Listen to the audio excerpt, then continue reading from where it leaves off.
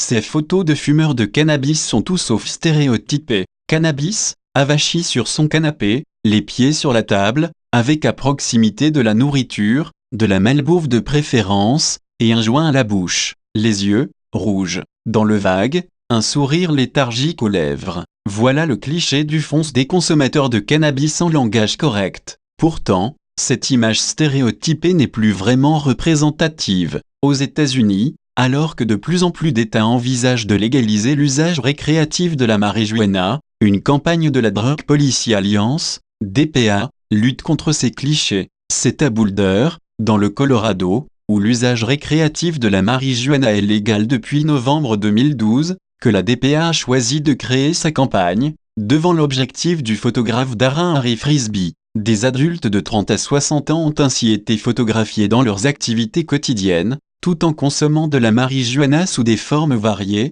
allant du joint à la pipe. Les médias présentent la marijuana d'une façon de plus en plus sophistiquée et nuancée, maintenant que les lois sont en train de changer, et que de plus en plus de gens osent dire qu'ils sont consommateurs. Nous savons tous que la plupart des consommateurs de marijuana ressemblent plus à votre tante Betty ou à votre comptable Koduck, alias Jeff Lebowski, dans The Big Lebowski, 1998. Mais la plupart des images présentées au grand public ne le reflètent toujours pas, explique Sharda Sekaran, directrice de la communication chez DPA, à nos confrères du Huffington Post américain.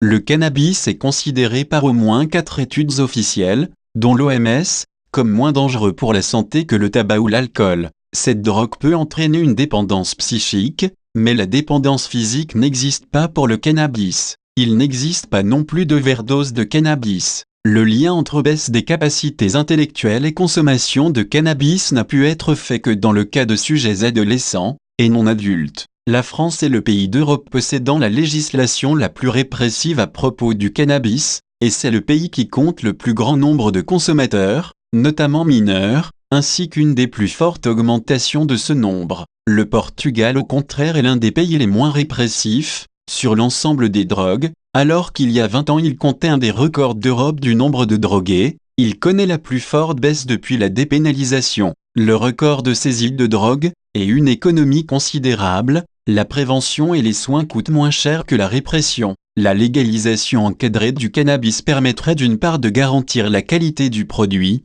et donc d'abaisser sa toxicité, mais également de porter un coût considérable au réseau criminel. Il ne faut pas non plus oublier le gain financier pour l'État, estimé par certains à 1 milliard d'euros, non négligeable en temps de crise, sans compter l'argent alloué en permanence sans aucune efficacité à la répression. De plus, la majorité des magistrats constatent que les affaires liées au cannabis encombrent presque quotidiennement leurs tribunaux, allongeant les délais de procédure en cours parfois bien plus importantes.